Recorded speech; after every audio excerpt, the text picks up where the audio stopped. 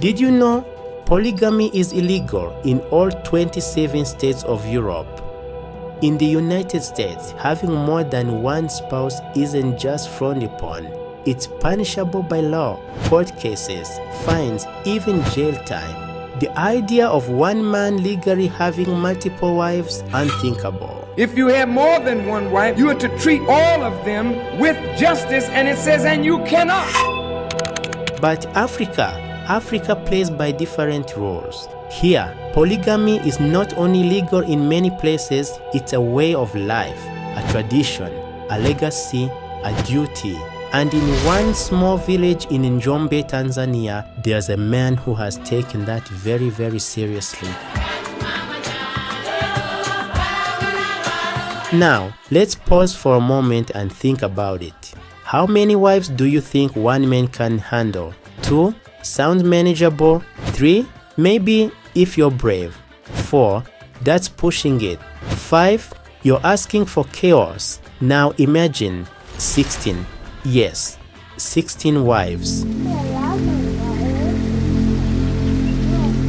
And not just that, more than 100 children, an entire dynasty, an empire fathered by one man. His name, Mzee Ernesto Mwinuchi Kapinga. I saw my sister living with him. She was happy, she had food, she had security, and I thought to myself, if my sister is happy, why wouldn't I be? 7 of us are sisters. We live together, we raise our children together. There is no jealousy, we are one family. He once had more than 20 wives, but 16 remain by his side today. Together, they have built a household so massive that it functions like its own village. So, we had to see it for ourselves. What does a day in his life look like? How do you manage 16 wives, let alone 104 children? What happens when family meetings look like full-scale village gatherings? Today, we journey deep into the highland of Njombe to take a look at the world of Mzee Ernesto, to meet his wives, to hear his story. This is the man with 16 wives, 104 children, and 144 grandchildren. The road to Njombe, Tanzania is long, winding, and unforgiving. The dust clings to the air, the sun beats down relentlessly, and with every passing mile, civilization seems to fade into the background. But at the end of this road is a homestead unlike any other. We have arrived at the home of Mzee Ernesto Mwinuchi Kapinga, the man, the patriarch of a family so massive it could fill an entire school, a town, a kingdom. And there he is, standing in the center of it all. Dressed in his traditional attire, Mzee Ernesto does not look like a man overwhelmed by the sheer magnitude of his household. Quite the opposite. He's calm, steady, a man who carries the weight of 100 lives on his shoulders, yet somehow his presence is light, almost effortless. I am Ernesto Mwinuchi Kapinga. I have 16 wives, 140 children, and 144 grandchildren. Life here is simple, but fulfilling. Simple, a word that carries a different meaning in this household, because nothing about this is simple. Behind him, his wives move about the homestead, some tending to the crops, others watching over the countless children who fill the yard like a never-ending sea of faces. There are toddlers wobbling around in every direction, young boys chasing each other through the fields, teenage girls carrying water from nearby wells, and the homes, so many homes.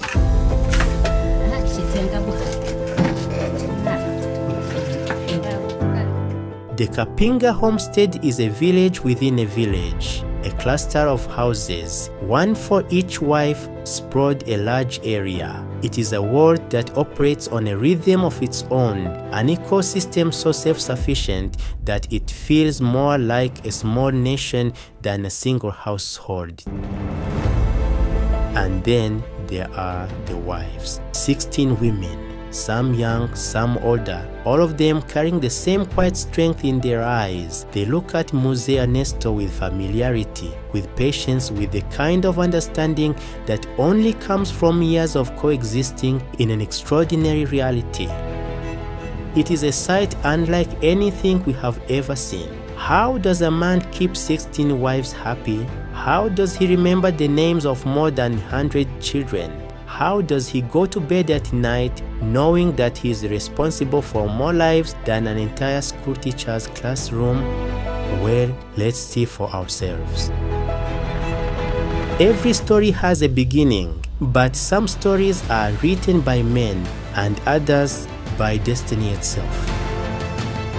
Ernesto Mwinuchi Kapinga did not wake up one day and decide that he would become the patriarch of a dynasty. He did not seek out 16 wives, 104 children, or an empire of his own making. No, his story began decades ago with a single command, given not out of greed but out of duty, and that command came from his father.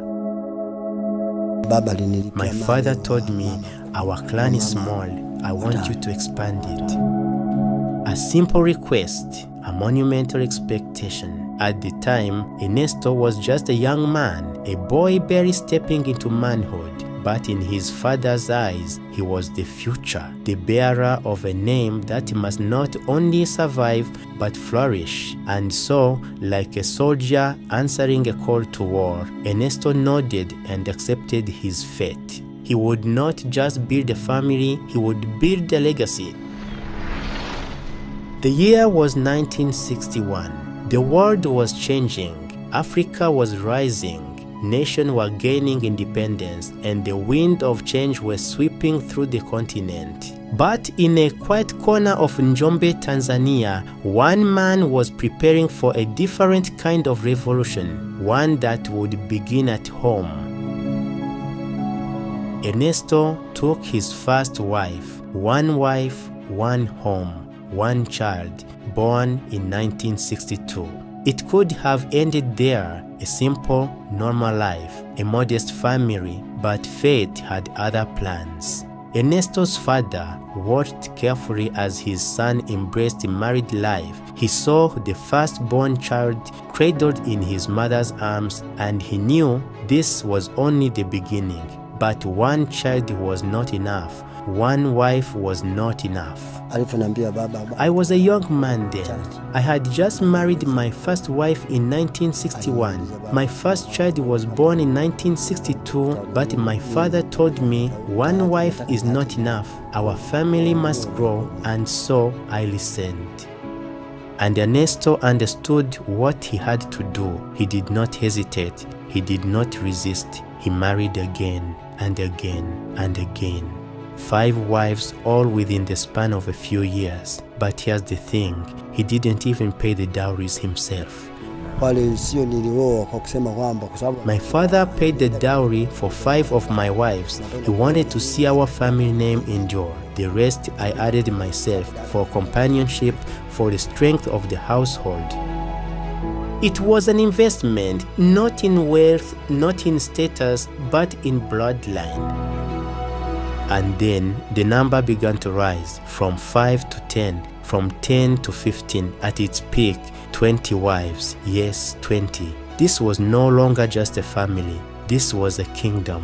But time has its way of shaping all things. Some wives left, others passed on. Today, 16 remain. 16 pillars of a household that has grown into an unshakable force. For some, this kind of life is unimaginable. The weight of 16 wives, the responsibility of 104 children, the expectation of an entire village resting on one man's shoulders. How does a man do it? How does a man even attempt it? For Ernesto, the answer is clear. It was never about indulgence. It was about duty. My father wanted a legacy, and I agreed. And with every new wife, with every new child, that legacy was secured. But let's not pretend that this story is without its own intrigue. Because Ernesto did not stop at just expanding his family, he did something even more extraordinary. He married not just women, he married families. Yes, you heard that right. Among his wives, 7 are sisters. That's right, 7 women, all born of the same mother and father, all married to the same man.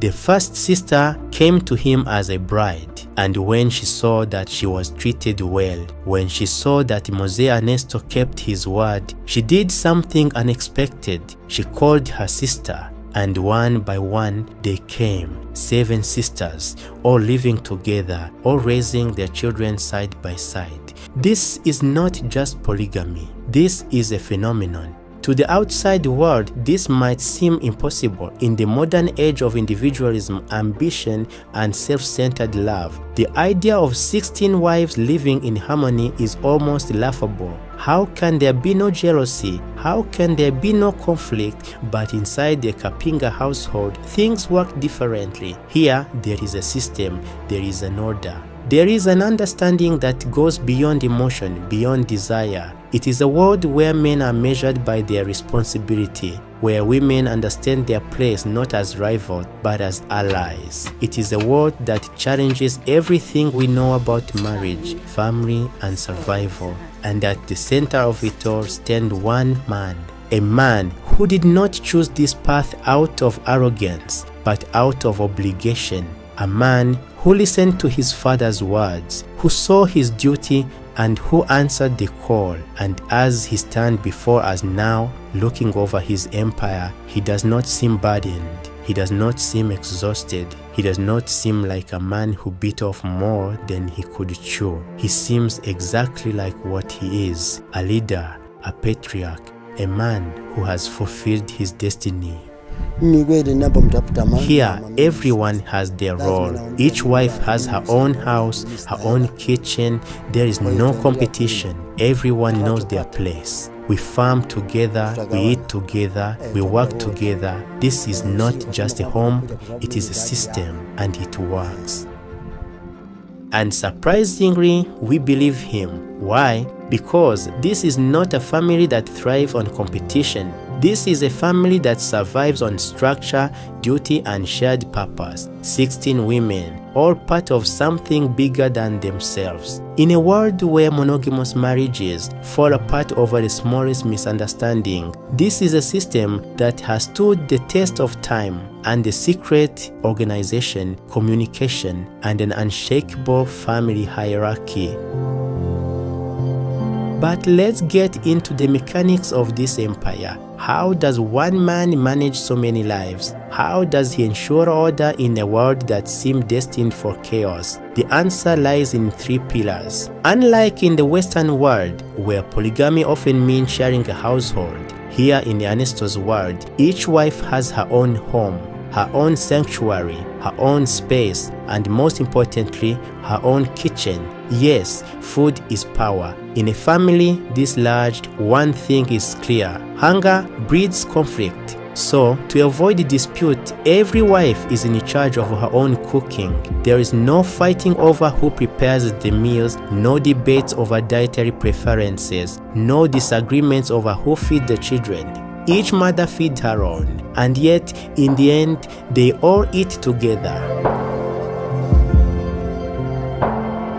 A system that ensures peace in the home and unity at the table. Now, regarding the food, there is no supermarket dependence here, no reliance on processed foods or imported goods. Here, the land provides. The soil is their livelihood. The crops are their security. Every wife, every child, every able hand contribute to farming: corn, beans, bananas, cassava. A well-managed operation that keeps this massive household fed without the need for external aid. There are no frivolous expenses. There is no worry about inflation or food shortage. As long as the earth continues to give, This family will never go hungry. Now, here's where things get interesting. In a family of this magnitude, decision-making is not left to chance. There is no dictatorship, no random enforcement of rules. Everything is done through council. Twice a year,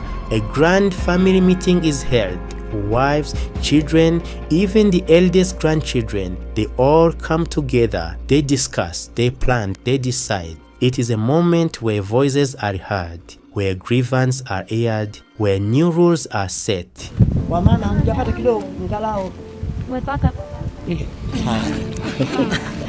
In a world that often dismisses polygamy as chaotic and unstructured, this is proof of the opposite. This is not just a family. This is a government, a self-sustaining, fully functional society built within the walls of one man's vision. The skeptics will ask, but surely there must be fights, surely there must be rivalries, and perhaps there are. But here's the difference. They are solved before they ever become problems. We talk things out and I advise them. Because in this household, division is a threat to survival, and everyone, from the first wife to the youngest child, knows it. As the sun sets over Njombe, Tanzania, the sound of laughter fills the air. It is not chaos, it is not a burden, it is simply life. And perhaps for the rest of the world, this might be difficult to comprehend. But for Ernesto and his family, this is just another ordinary day in the kingdom. I was young when I came here. I saw my sister living with him. She was happy, she had food, she had security, and I thought to myself, if my sister is happy, why wouldn't I be? 7 of us are sisters. We live together, we raise our children together. There is no jealousy, we are one family.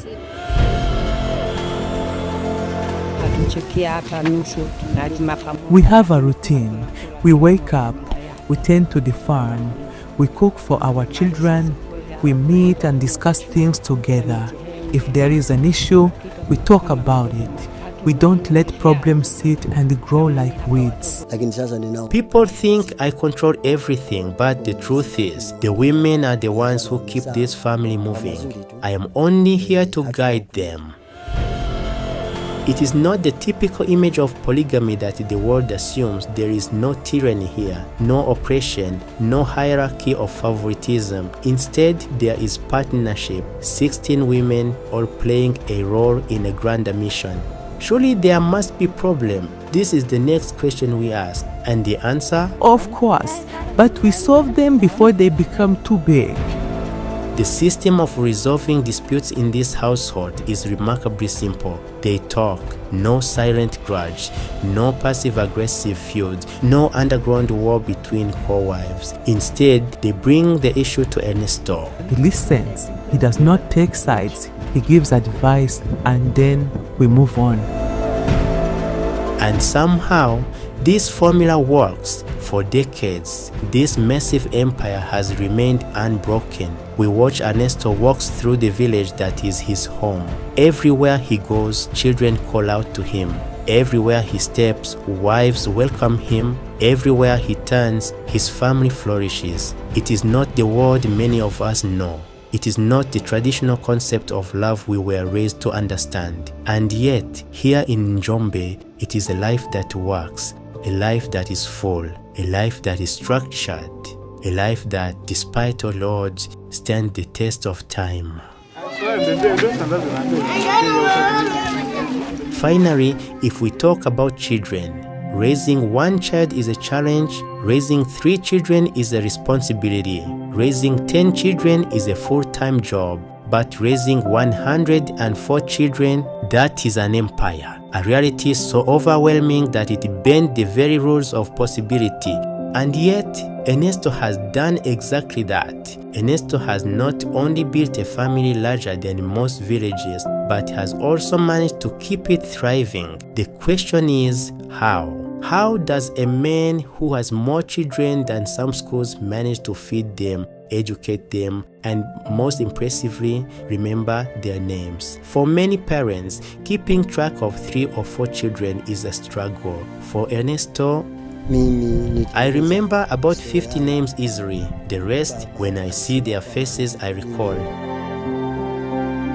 50 names. That is more than an entire classroom full of students. And yet, as he speaks, there is no hesitation, no sense of confusion. For him, these children are not numbers, they are his legacy. Some wives have 10 children, others have 6, a few have 1. Each child carries a piece of his name, his blood, his vision, and in this kingdom, every single one matters. With so many children, it is easy to imagine chaos, confusion, and disorder. But what we find instead is structure. Because here, education is not an afterthought, it is a priority. Many of my children are teachers, nurses, even priests. They have gone far in life and I am proud of them. I thank Magufuli because now my children can learn without barriers. Some of my children have left and are married. But behind every great empire, there are struggles. And for Ernesto, those struggles are woven into the fabric of his life. Raising 104 children is not just about food, shelter, or clothing. It is about survival. It is about navigating loss, hardship, and the relentless test of time. Because even in the heart of this sprawling family kingdom, there have been moments of unbearable grief. I have lost 40 children, some to sickness, some to accidents, but life moved forward. We mourn, we remember, but we keep going.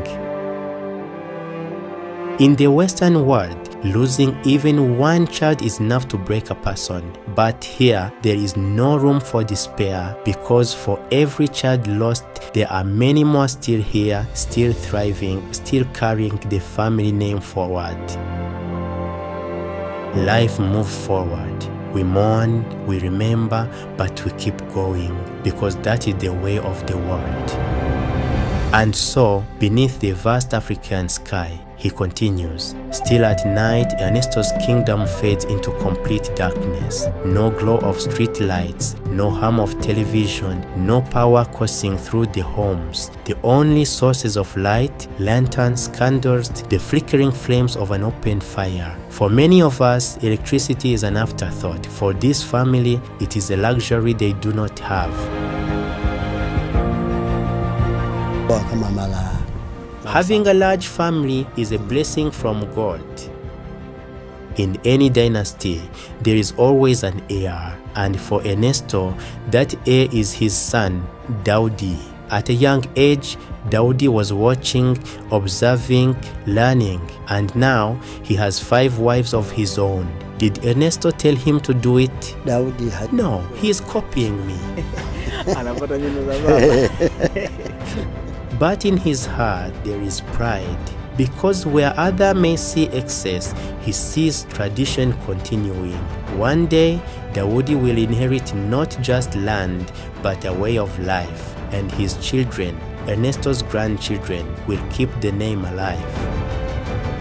For now, Ernesto is here, a man in his 70s, still strong, still sharp, still standing as the pillar of this vast empire. But what happens when he is no longer here? What happens when the man who built this dynasty is gone?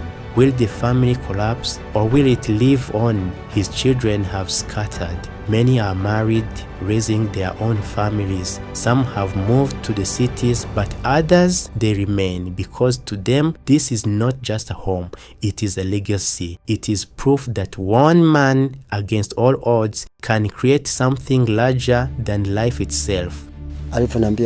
My father wanted a legacy. I have fulfilled it. Now my children will carry it forward. Even those who left, they wish to return.